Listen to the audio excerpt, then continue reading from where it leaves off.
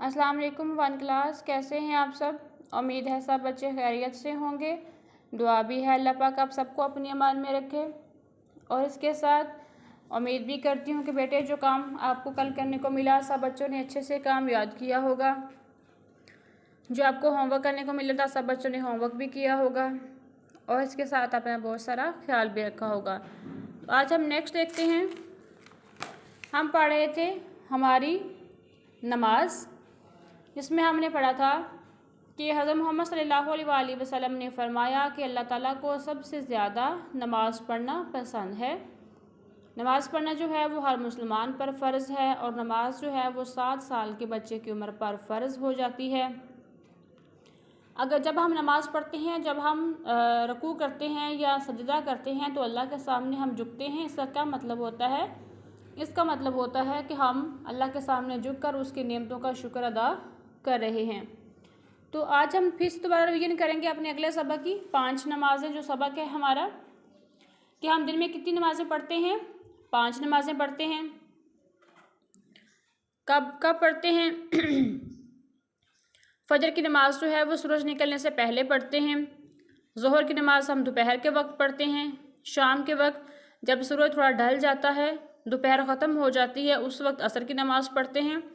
सूरज गरूब होने के बाद हम मगरिब की नमाज़ पढ़ते हैं और रात को जब अंधेरा छा जाता है, आसमान पर सितारे भी होते हैं, चाँद भी होता है, तब हम इशा की नमाज़ पढ़ते हैं। जैसे डायग्राम में बताया भी हुआ है, सबसे पहले नंबर पे जो है फजर की नमाज़ है। अभी थोड़ा अंधेरा है, सुबह का वक्त है, सूरज निकलने से पहले का, तो फजर की नमाज़ का वक्त है।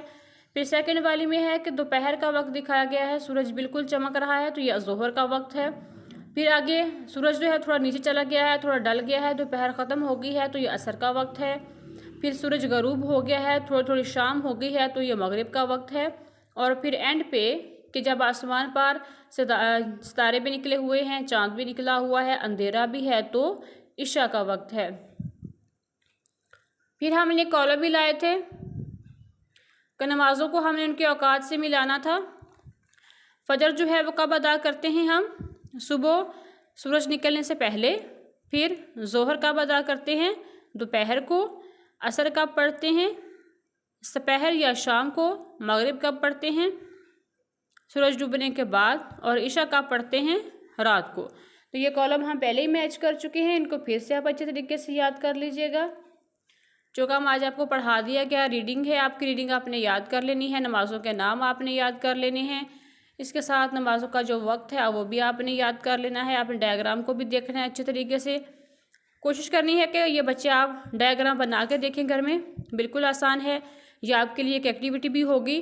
तो इसके साथ आपने ये कॉलम बनाने हैं और भी नमाज़ों को उनके टाइम से आपने मैच करना है। और इसके साथ सब बच्चों ने नमाज़ भी घर पे लाजमी पढ़नी है। अपना बहुत सारा ख्याल रखना। अल्लाह हाफिज़।